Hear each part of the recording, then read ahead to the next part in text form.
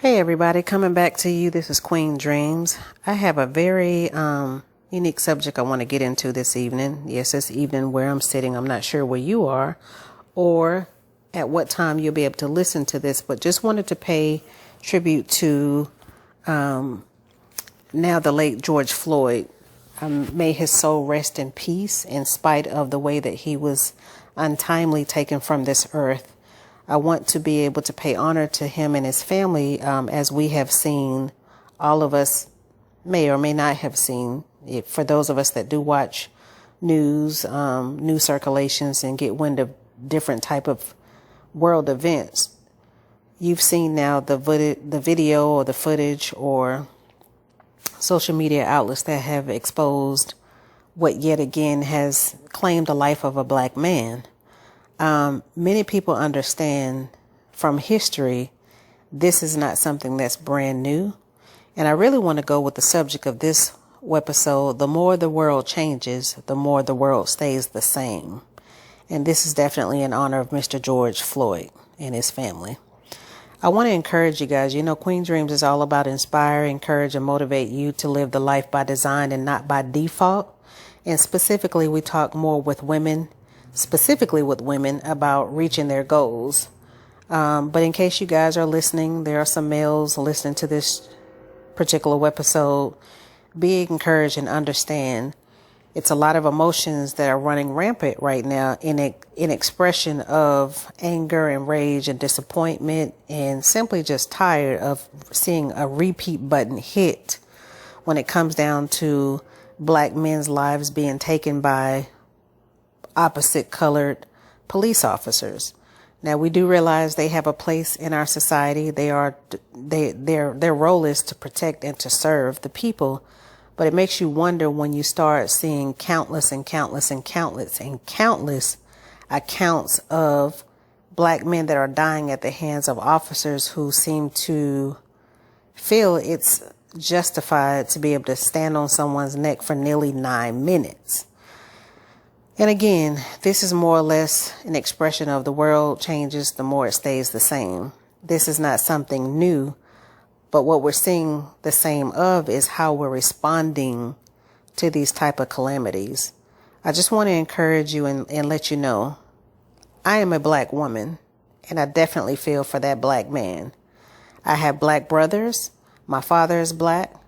I have black friends, nephews, brothers, but I definitely do not want to see any of my black male relatives, my black nephews, my black great nephew. I don't want to see them end up in the same predicament, nor do you, nor do anyone that we know, whether it be coworkers, whether it be our relatives, friends, associates, loved ones. We definitely don't want to see our people ending up in these situations. The room seems to be getting smaller and smaller and smaller because we keep seeing this happening. You know, it's almost like the last one just wasn't enough. Now we have another one. So just to encourage us, because we can't control what others do, we can only control ourselves individually. A couple of things I would recommend. Check in with yourself.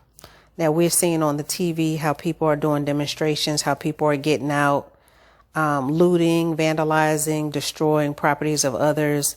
As a business owner, and as one who once did have a brick and mortar office, it takes a lot to open up an office. It takes a lot to be able to gather yourself as an entrepreneur, a CEO, a president, a primary principal of an establishment. So I would encourage you, check in with yourself.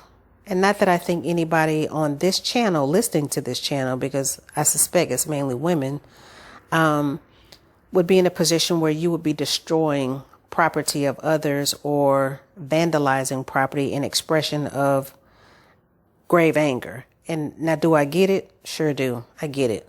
Is it justified? The emotions is justified. But here's where we got to be very careful as to how we respond to that anger. We got to be very mindful of how we respond to that anger. So I want you to check in with yourself. Think about how you can still express all of that without being destructive. If you want to participate in demonstrations, check in with yourself first. Check your emotions. Number 2, articulate your message in a positive manner. What do I mean by that? Express yourself in a positive manner. Maybe you support some of the demonstrators by providing water. Maybe you support them by making masks, making signs. Maybe you don't participate in the actual demonstration because you're not in a position where you would be safe. You do have to be mindful of your safety as well. You know, as we have watched these particular demonstrations over the last few days, we've seen people get hurt just by, at no fault of their own, standing on the sidelines and get hurt and injured because they want to be present to express, you know, their anguish and their pain as well, which we all have the right to do. We all have the right to do that. Number 3, use practical methods to demonstrate your message. Maybe you do social media outlets. Maybe you do things to encourage your neighborhood to start some type of advocacy group to help prevent, to the best of our ability, to prevent certain things. No matter which avenue you take, we got to be practical, we got to stay safe, and we have to definitely check in with ourselves. Not everybody is built for the front line. While we admire the frontline people, we admire these people that are getting out here, expressing themselves, you know, getting right up close and personal with these police officers, the National Guard, and all of these outlets that they've employed to come and take care of demonstrators. We admire these people, but we also want to be able to use wisdom in the efforts of demonstration. Now, we definitely realize that the more the world changes, the more the world stays the same. If you peel back the onion and go back into the 60s where Martin Luther King, he marched and demonstrated, they used some of the same tactics with those groups that they use them with our young people now. Groups like Black Lives Matter, you know, the different types of groups that have risen up to take care of some of these things, to express Black people are tired of this. We simply are. Even when we're marching, we still have to use wisdom. We still have to use safety. We still have to check in with ourselves. Danger doesn't put out danger.